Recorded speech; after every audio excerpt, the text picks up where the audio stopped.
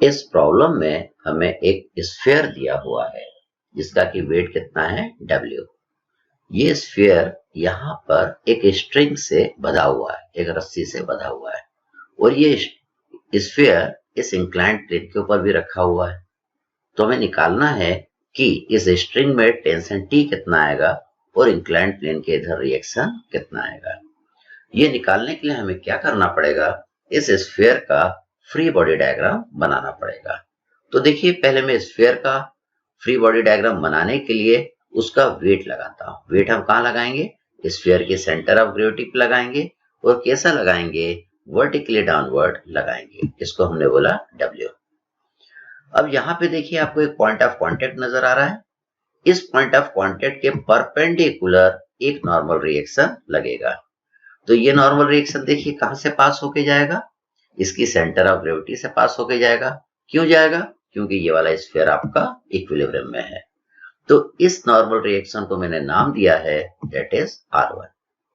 ये रस्सी है, रस्सी में टेंशन T आएगा। तो देखिए, रस्सी में हमने टेंशन T बना दिया। तो देखिए, इस वाले स्फीयर पे 3 फोर्स लग रहे हैं।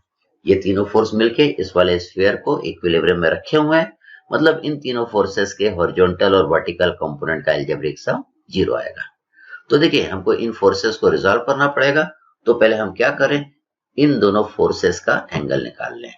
कहां से निकाल लें, हॉरिजॉन्टल रेफरेंस लाइन से हम निकाल लें। तो देखिए, यहाँ पे मैंने हॉरिजॉन्टल रेफरेंस लाइन बना दी। अब हम इस R1 का एंगल निकाल रहे हैं। कहां से निकाल रहे हैं, ये वाला। तो R1 का ये जो एंगल है वो इस एंगल के बराबर आएगा, क्योंकि ये दोनों एंगल कैसे हैं, करस्पॉन्डिंग एंगल्स हैं। ये एंगल निकालने के लिए हम क्या करें, पहले ये वाला एंगल निकाल लें, ट्रायंगल का। कौन सा, ये वाला एंगल, थीटा निकाल लें। तो ये जो थीटा डिग्री एंगल है वो इस एंगल के बराबर आएगा। ये देखिए, ये थीटा के बराबर आएगा। ये दोनों भी आपके करस्पॉन्डिंग एंगल्स।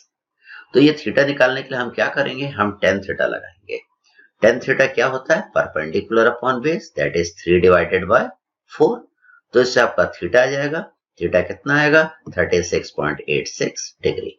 तो ये वाला एंगल है 36.86 और ये 90 है। तो ये वाला एंगल कितना होगा, 53.14 डिग्री होगा, क्योंकि इन तीनों का सम कितना होता है, 180 डिग्री होता है। तो ये जो एंगल है 53.14 डिग्री है। तो ये जो एंगल आएगा ये भी 53.14 डिग्री आएगा। अब हम T का एंगल निकाल लें हॉरिजॉन्टल लाइन से। कौन सा, ये वाला। ये वाला एंगल देखिए इस एंगल के बराबर आएगा। इस एंगल को मैंने बोला इट इज अल्फा। अब अल्फा निकालने के लिए हम क्या करेंगे, tan अल्फा लगाएंगे। tan अल्फा क्या होगा, perpendicular upon base, that is 4 divided by 3। तो इससे आपका अल्फा आ जाएगा। अल्फा कितना आएगा, 53.14 डिग्री। तो ये 53.14 है, तो ये वाला एंगल भी आपका 53.14 होगा।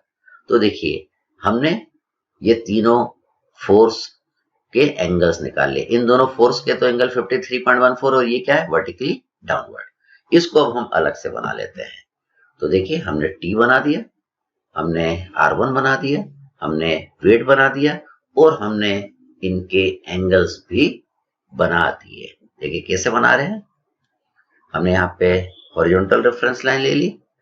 तो ये एंगल आ गया 53.14 और ये भी आ गया 53.14।